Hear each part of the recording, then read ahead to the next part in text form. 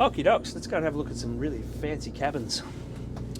So, just put it in context, I'm 6'3" and I'm a little bit wide across the shoulders, but look at this. I got massive headroom here and all the way down without falling backwards down the stairs. Yeah. Now, this companionway is wide and narrow enough. When I say wide and narrow enough, is it's narrow enough to feel safe in when you're in a seaway. And you can, lean in, press in, nice handrail here. We've got our steps going down. So I'm just going to walk through. Yeah. So here we go. Very clever use of space with this cabin here. Okay, so under bed lighting, very fancy. So it's lived in, it's being used. It's a good thing to see.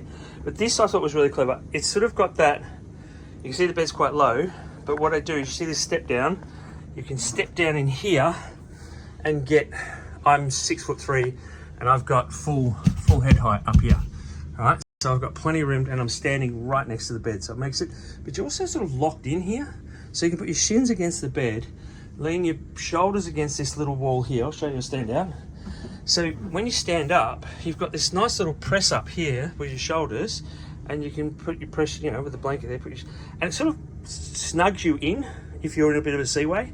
Kind of like that feature. Coming around, you've got a little vanity mirror, blah, blah, blah. Okay, so this is the, I guess the master suite heads and bathroom, which I really like what they've done here. Because sometimes you get into a heads like this, and okay, I've got the toilet seat down, but I'm just going to simulate sitting on the toilet, and sitting on here, you sometimes feel like you're like cramped in, but look what they've done here. This is really clever. This here opens to make half your shower screen, and then this closes to make your full shower screen, and you've got this nice little channel that cuts, that collects all the water, so you don't have to get this part wet. What's really important is the way they've done this. It's a bit weird the towel rails are back there, but I can understand there was nowhere else to put them. But anyway, that's just me. So the beauty of this is, once again, like the other heads and the other shower, I can step in here and close the door without having to open the door before stepping in. Once again, we don't end up with water on the floor. But this is such a nice feature, because what it does is that when you're using this as a head, and it also keeps this glass out of the way from swinging when you're at sea, you've got this space. It's like, it's huge.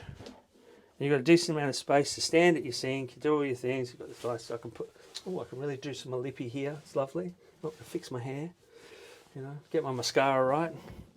And then you've just got this lovely little space. Once again, you've got this little window. Oh, that's nice. It's at eye height. You can look out there, see the horizon. But this is cute too. Like, look, this hatch here also cuts in across the door as well. Hello. So you've got light coming through here through this hatch, which also, so it does two things. It lights up in here and also sheds light into the master suite. All right, so another wing cabin here. That little edge sits underneath the helm chair there. So what they've done is they've allowed this to come up here, these steps here, to give you more sort of pocket back there. Clever and efficient use of space ahead of the engine room. So but look at this. I was showing this the other day, but it's better if Greta's got the camera, because once we've got this beautiful skylight above us, you've got these windows that you've got these little pulley cushion thingies. They're very cute. They sit in there like that. So you've got a bit of privacy, lovely mirrors. But this is important when you're looking at a boat and you're going for the shower. If you're going to shower on a boat, we don't want showers over toilets and stuff. It's annoying. You don't really get that once you get over about 40, 50 feet. But the really important feature is, yes, I can stand in here. Yes, I'm 6'3". Yes, I could have a shower. That could be a bit higher, but that's all right. I can hold that. But the ability to actually stand in here and close the door from the inside. Okay, sorry about the echo, but I'm standing here closing the door from the inside.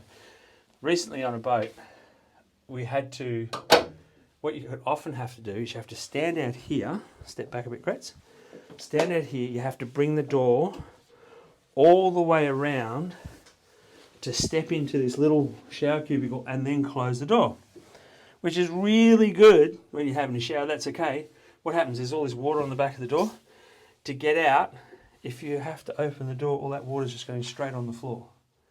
Okay, but this way, I've got enough space here, and this is not the primary heads. There's primary heads over there.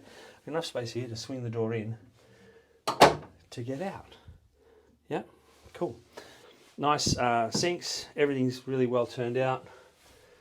Yeah, not too much to complain about here. And then we swing around into this beautiful room. And of course, you've got all the fancy lighting, the underbed lights. Look at that, boom. You've got little headlamps there, and then you've got this, obviously, skylight and escape hatch through your hatch there, and these cute little things again. Boop. Just a little window there. Just, I guess you'd call that an accent window. Not exactly overly practical, but it's still lovely. But yeah, just really nice. And then you've just got this beautiful flow back out into the boat, and you can see all the way through. I'll let you go through there, Greta. And then what that does, if you see how the helm's raised up, if you go that way and then come back, this section under here, where these are here, this is the back end of the cabins underneath us. So raising this up allows them to bring the cabins back here, gives a lot more cabin space. Because Palm Beach, being the sort of boating purists they are, even though this is an IPS boat, the engines are underneath our feet in this salon. So the weight of the boat is still central. The biggest, heaviest things in the boat are still central of the boat. So you'll find with a lot of V-Drive and IPS boats is they put the engines all the way down the back because they can. This also allows them to have that very, very nice garage because the engines aren't all the way down the back. But I like that because it creates better trim and balance for the boat. I find that if the boat engines are all the way down the back, all the weight's at the back. So unless the boat's designed as an absolute fishing weapon and the trim's done right and you've got extra ballast tanks, you've got your ballast sort of set out, what can often happen is you start running low on fuel, you start running low on trim, and you need to put more energy into the trim tabs to keep your nose down, all that sort of thing. But this is a better balance, I feel. And that's why boats of heritage, like the Bertram 35 and those, were a really good sea boat because the weight of the engine was right, the biggest weight component was right in the middle, and the fuel tanks were down the back. The fuel tank's a little bit further forward, but that means that the fuel tank runs athwartships right through. So that means that when your tank starts running low, you're not losing a huge amount of weight trim. The engines are forward and in the center of the boat. So it's just little things like that, little purist sort of things of evolution of boats. But then you'll find what that does is that limits Palm Beach's ability to build that big, sexy cabin through the middle. And what happened was, I think it was like companies like Sunseeker and Princess, they're good boats. Every boat has its area of operation, its application. But when they started V-driving, facing the engines backwards, having V-drive shafts, V-drive gearboxes that allowed the shafts to go out underneath the engines, it meant they could put everything down the back and build those big, sexy cabins through. It was a gain for comfort, but from my point of view, it was a loss for trim of a boat. And also, boats started becoming what I call wedding caked. They started thinking about things like hydraulic trim systems and hydraulic stabilizer systems, and they started going up and up and up because the stabilizers could handle it. But these boats are lower profile. They sit lower in the water. Their center of gravity is lower in the water. So they can get away with a little bit flatter at the stern, and they can get away with a bit more. But if you had this same hull, which is a very competent hull, and you kept wedding caking it, and then go, okay, well, we can put trim tabs in to accommodate it. My way of looking at it is build a boat that has its own ability in its own right, in its area, in its desired area of operation. Anything you add to it then is a plus. Your gyro stabilizer is a plus. Unless you're specifically going to design a boat that has a gyro stabilizer and the trim fins running constantly. And that's part of the design of the boat, that the gyro stabilizer and the trim fins are going to be a constantly running thing in moderate up to moderate or worse conditions. These boats perform within their own right, and things like, you know, wooden boat shop boats perform within their own right. There's certain variants of, you know, Rivieras that perform within their own right. There's, you know, Caribbeans that perform within their own right. So when you add these extra systems to them, they become exponentially more awesome. So this has got twin D13s, as I mentioned. It's got IPS drives. It doesn't have a gyro stabilizer in it. It doesn't really need it. You could put it in it and it would make it really, really, really super awesome.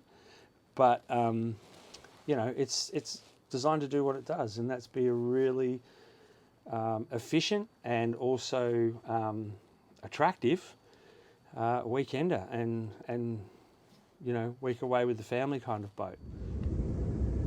Happy boating. Bye for now.